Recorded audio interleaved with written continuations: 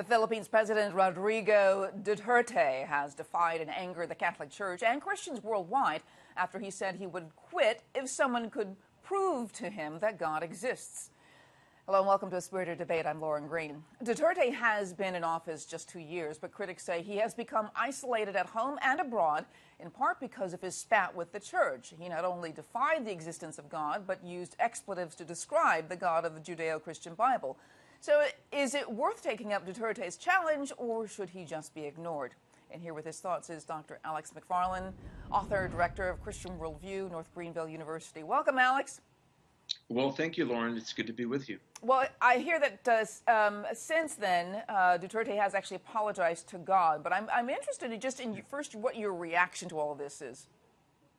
Well, you know, he's not the first person that's been on record sort of denigrating God or slamming God. You know, 50 years ago, John Lennon of the Beatles had to make a mea culpa for saying the Beatles are bigger than Jesus. And then, I don't know, 25 years ago or so, Ted Turner said we need to get rid of the 10 Commandments and have the 10 suggestions or 10 voluntary initiatives, and then there was pushback. But at one point, the president of the Philippines there said God or the idea of God was stupid. But I just read in prepping for this interview that he's apologized to God, and if that be the case, I'm glad to hear it and hope it was sincere. Well, maybe he just got a sudden sense of pragmatism because, you know, the Philippines is a largely Catholic nation, and him as head of state was not showing a lot of sanity and talking disparagingly about God. Well, yeah, I mean, that's pretty counterproductive, I would think, that if your constituency loves the Lord, then you better not, maybe you don't love the Lord, but at least you don't want to slam the Savior that they believe in. But here's what he said. It was interesting. In his apology to God, he said, I want to be clear, I'm apologizing to God and no one else. He said, but the God I believe in, my God is all forgiving. And to that, to he or anyone, I would say that is true. God is all forgiving. But we have to come to God humbly. The Bible tells us that if we will turn to Jesus Christ and say, Lord, I'm sorry for my sins, and I thank you that you paid for my sins on the cross, that Christ will forgive. He can be forgiven. Duarte, or I found that forgiveness at 21.